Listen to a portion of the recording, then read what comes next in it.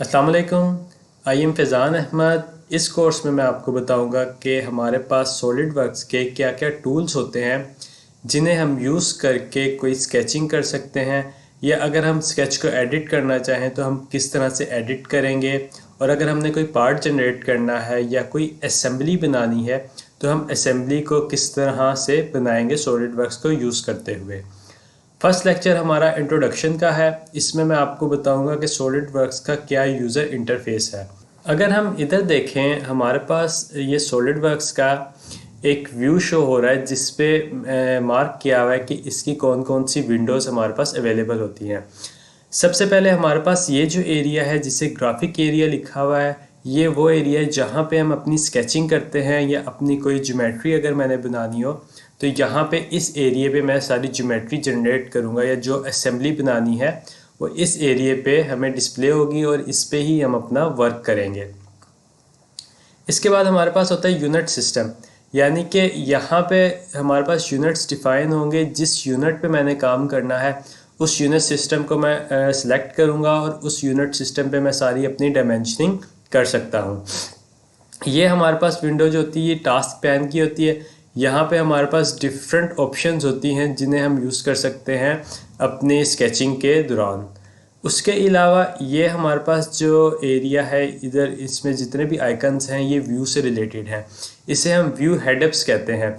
इस tool bar में हम कंट्रोल कर सकते हैं जूम इन जूम आउट को, या जो हमारा ज्योमेट्री है या पार्ट है उसके व्यूज़ को हम कंट्रोल कर सकते हैं, और स्केचिंग के व्यूज़ को हम कंट्रोल कर सकते हैं जो भी हम इधर जनरेट कर रहे हैं। ये विंडो हमारे पास होती है सॉलिड वर्क्स मेन्यू की। इधर हमारे पास डिफरेंट ऑप्शंस हैं, जैसे कि फ़ाइल है, इसमें जाके हम सेव कर सकते हैं अपने फ़ाइल को जो हमारे पास ओपन है, या उसकी प्रॉपर्टी कोई डिफ़ाइन करना चाहें, या उस फाइल से रिलेटेड जो हम काम करना चाहते हैं। यहाँ पे हमारे पास ऑप्शंस होती हैं डिफरेंट। एडिट के टूल्स हैं हमारे पास, व्यूज़ के टूल्स हैं हमारे पास, इंसर्ट और टूल्स डिफरेंट जो भी हम यूज़ कर सकते हैं स्केचिंग में सॉलिड वर्क्स की, या कोई हमने ज्योमेट्री जनरेट करनी है तो सारे टूल्स वगैरह यहाँ पे हमें अवेलेबल होते हैं। ये जो एरिया है हमारे पास, ये जो विंडो है ये है कमांड मैनेजर, यानी कि यहाँ पे हमें सारी कमांड्स जो हमने विजिबल की होंगी वो डिस्प्ले हो रही होंगी। जैसे अगर मैं फ़ीचर्स में जाऊँगा तो यहाँ पे मुझे फ़ीचर्स की कमांड शो हो रही होंगी। अगर मैं स्केच में जाऊँगा तो यहाँ पे मुझे स्केच की कमांड्स शो हो रही होंगी जिन्हें मैं यूज़ करके स्केचिंग कर सकता हूँ। असेंबली मॉड्यूल में होगा तो यहाँ पे असेंबली की कमांड्स शो हो रही होंगी जिन्हें यूज़ करके असेंबली हम जनरेट कर सकते हैं। ये वाली विंडो जो है ये हमारे पास होती है फीचर मैनेजर डिज़ाइन ट्री, यानी कि जो भी मैं यहाँ पे डिज़ाइनिंग करूँगा उसकी यहाँ पे डिस्क्रिप्शन आती रहेगी। मैं अगर कोई स्केच ऐड करता हूँ यहाँ पे स्केच शो हो जाएगा, मैं अगर कोई फ़ीचर ऐड करता हूँ तो यहाँ पे फ़ीचर्स शो होते रहेंगे।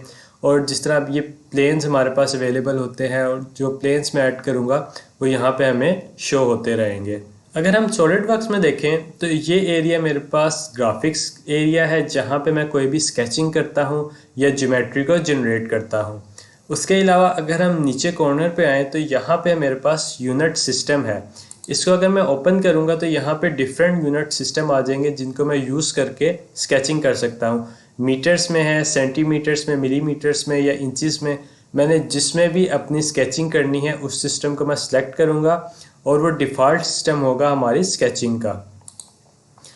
अब ये टूल बार जो हमारे पास कमांड मैनेजर्स था, यहाँ पे अगर हम देखें ये फ़ीचर्स की कमांड्स हैं। यहाँ पे फ़ीचर सेलेक्ट है। यहाँ पे जो भी फ़ीचर्स मैंने, यानी कि फ़ीचर्स वो हैं कि अगर मैंने 2D पार्ट को 3D पार्ट में कन्वर्ट करना है, या उसके अलावा किसी पार्ट पे मैंने कोई भी फंक्शन अप्लाई करना है, कोई भी टूल अप्लाई करना है, तो वो मुझे यहाँ से मिलेंगे फ़ीचर्स के।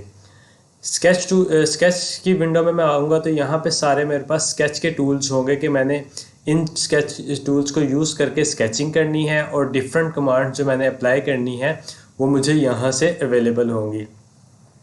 इसके अलावा ये जो हमारे पास एरिया था, यहाँ पे जिस तरह फाइल की मैंने बताया था कि हमारे पास डिफरेंट ऑप्शंस हैं हमारे जो हम स्केचिंग करेंगे उसके लिए। हमारे पास एडिट की ऑप्शंस हैं, हमारे पास व्यूज़ हैं, डिफरेंट टूल्स हैं जिनको हम यूज़ करेंगे अपनी स्केचिंग में या अपनी ज्योमेट्री को बनाने के लिए।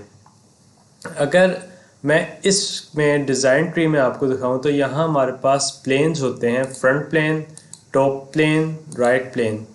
इन प्लेन को यूज़ करते हुए हम अपनी स्केचिंग करते हैं। अगर मैंने कोई भी 2D स्केच जनरेट करना है तो मुझे पहले प्लेन डिफ़ाइन करना पड़ेगा कि किस प्लेन पे मैंने स्केचिंग करनी है।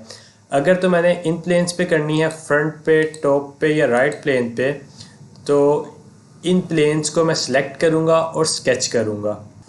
और अगर इन प्लेन्स को मैंने यूज़ नहीं करना है तो मैं ख़ुद से भी कोई प्लेन को डिफ़ाइन कर सकता हूँ किसी ओरिएंटेशन पे जिस पे मुझे रिक्वायरमेंट है, मैंने स्केचिंग करनी है, तो उस पे मैं स्केचिंग कर सकता हूँ। इसके अलावा हमारे पास 3D स्केच की ऑप्शन होती है जिस पे हम 3 डायमेंशनल स्केच जनरेट करते हैं और इन एक्सिस को रेफरेंस करते हुए हम वो स्केच जनरेट करते हैं। जैसे कि इसमें एक्स डायरेक्शन मेरे पास राइट साइड पे है, वाई डायरेक्शन अपवर्ड है और जी डायरेक्शन मेरी तरफ है। अब हम देख लेते हैं कुछ व्यूज़ को कि व्यूज़ को हम किस तरह कंट्रोल कर सकते हैं। ये मेरे पास एक सिंपल सी रेक्टेंगुलर शेप ज्योमेट्री है जिसको मैं यूज़ कर रहा हूँ सिर्फ व्यूज़ को दिखाने के लिए। अब इसकी डायरेक्शन, ये जो इस वक्त अभी मेरे पास है, ये आइसोमेट्रिक व्यू में है। इसको मैं 3 डायमेंशंस में देख सकता हूँ, इसके फ्रंट, इसकी साइड और इसका टॉप। अगर मैं इसे चेंज करना चाहूँ, मैं सिर्फ Z डायरेक्शन देखना चाहता हूँ, मैं Z पे क्लिक करूँगा तो मेरे पास इसकी Z डायरेक्शन शो हो जाएगी, यानी कि फ्रंट व्यू अगर मैं इसे कहूँ तो मेरे पास ये फ्रंट व्यू शो हो जाएगा। अगर मैं इसका राइट व्यू देखना चाहता हूँ, मैं X को क्लिक करूँगा और सिमिलरली टॉप व्यू Y से। इसके अलावा अगर मैं इसका नेगेटिव X व्यू देखना चाहता हूँ तो वो मैं किस तरह करूँगा, वो मैं इसी दोबारा पे जब ये X मेरी तरफ पॉइंटेड होगा, इसको मैं दोबारा क्लिक करूँगा तो इसकी बैक साइड मुझे डिस्प्ले हो जाएगी। सिमिलरली अगर मैं इसकी टॉप साइड को अपनी तरफ करूँ और मैं बैक साइड इसकी देखना चाहता हूँ जो बॉटम पे है, तो मैं किस तरह देखूँगा, मैं Y को क्लिक करूँगा, इसकी बॉटम साइड मेरे पास डिस्प्ले हो जाएगी। अब मेरे पास और ऑप्शन हैं, जैसे ही मैंने जूम किया हुआ है, इस आइकन से मैं इसे जूम टू फिट करूँगा और ये मेरी विंडो में आके सेट हो जाएगी कंप्लीट ज्योमेट्री। अगर इसे जूम करना है, मैंने इस जूम के आइकन को सिलेक्ट करूँगा और बॉक्स जनरेट करूँगा। जिस एरिया में मैं बॉक्स जनरेट करूँगा वो जूम हो जाएगा। इसे जूम टू फिट करते हैं। इसके अलावा मेरे पास और ऑप्शंस हैं अपने व्यू को कंट्रोल करने के लिए। वो किस तरह करूँगा मैं, जैसे कि मैं इस आइकन पे आता हूँ और व्यू ओरिएंटेशन पे, इसको जब मैं क्लिक करूँगा तो मेरे पास ये डिफरेंट ओरिएंटेशन आ जाएंगी कि किस ओरिएंटेशन पे मैंने अपना व्यू देखना है। ये अगर मैं इसे फ्रंट व्यू कहूँ तो ये फ्रंट व्यू आ जाएगा। अगर मैंने इसका कॉर्नर देखना है, मैं इसको क्लिक करूँगा तो ये कॉर्नर की ओरिएंटेशन मेरे पास ओपन हो जाएगी। अगर मैं दोबारा इसमें जाऊँ, मैं कहता हूँ मैंने ये कॉर्नर देखना है, मेरे पास यहाँ पे डिस्प्ले भी आ रहा है कि जिस पे मैं लेके जाता हूँ वो वाला फेस मुझे डिस्प्ले हो जाता है। अगर मैं बैक साइड पे जाऊँ तो ये बैक का है, ये फ्रंट का है, ये कॉर्नर है, ये टॉप है, ये बॉटम है। तो अगर मैंने ये व्यू देखना है इसका, मैं इसको क्लिक करूँगा तो मेरे पास ये व्यू आ जाएगा। ये सिर्फ हम ओरिएंटेशन डिफ़ाइन करने के लिए इसको हम यूज़ कर सकते हैं। इसके अलावा मैं अपनी जो मेरा ज्योमेट्री है इसके ग्राफिक्स को कंट्रोल कर सकता हूँ, यानी कि मैंने क्या चीज़ इसमें शो करनी है और क्या चीज़ शो नहीं करनी। अगर मैं इस आइकन पे आऊँ जो कि डिस्प्ले स्टाइल है, इसको मैं क्लिक करता हूँ।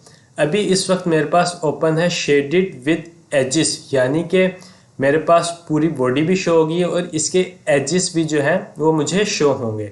अगर मैं कहता हूँ कि मैंने सिर्फ शेडेड करना है, मैंने एजेस को शो नहीं करना, मैं इसको सिलेक्ट करूँगा तो ये इसके एजेस डिम हो जाएंगे और मुझे रिप्रेजेंट नहीं होंगे, यानी कि ज्योमेट्री में जो भी एजेस होंगे वो ख़त्म हो जाएंगे, हमें विजिबल नहीं होंगे। इसमें एजेस हमें क्लियर हो जाते हैं। फिर हमारे पास ऑप्शन होती है वायर फ्रेम्स की या हिडन लाइंस रिमूव, यानी कि अगर मेरे पास कोई हिडन लाइन इसमें है तो वो नहीं शो होगी, सिर्फ मेरी बाउंड्री शो हो जाएगी। जैसे ये मेरा स्केच था, इसकी बाउंड्री मुझे शो हो जाएगी, इसमें कोई भी हिडन लाइन मुझे शो नहीं होगी। मैं फिर आगे जाता हूँ, इसमें मेरे पास हिडन लाइन विजिबल्स हैं। इसको अगर मैं क्लिक करता हूँ तो मेरे पास जो हिडन लाइंस होंगी, जैसे कि ये वाली लाइंस जो हैं, मुझे ये विजिबल हो जाएंगी। हमारे पास जो लास्ट ऑप्शन है वो वायर फ्रेम की है। अगर मैं वायर फ्रेम में इसको देखना चाहता हूँ तो मैं वायर फ्रेम को सिलेक्ट करता हूँ। इसमें कोई हिडन लाइन नहीं है, लेकिन मेरे पास सारा जो मेरा मॉडल है वो एजेस उसके शो हो रहे हैं, उसमें सॉलिड बॉडी शो नहीं हो रही। इसको हम दोबारा इधर से एजेस में करते हैं।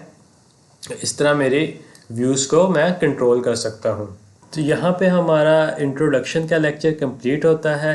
हम नेक्स्ट लेक्चर्स में देखेंगे कि हम किस तरह पहले 2D स्केचिंग करेंगे, फिर 3D स्केचिंग करेंगे, उसके अलावा फीचर्स किस तरह हम उस पर अप्लाई कर सकते हैं। फिर हम देखेंगे कि अगर कोई असेंबली जनरेट करनी है तो वो किस तरह करूँगा, और क्या क्या मेट्स हम उसमें डिफ़ाइन कर सकते हैं। इसके अलावा असेंबली में हम टूल बॉक्स को भी यूज़ करेंगे कि अगर मैंने कोई फास्टनर अप्लाई करना है, यानी कि नट एंड बोल्ट अप्लाई करना है, तो मैं किस तरह करूँगा। तो ये लेक्चर हमारा कंप्लीट होता है। Thank you very much. अल्लाह हाफिज़।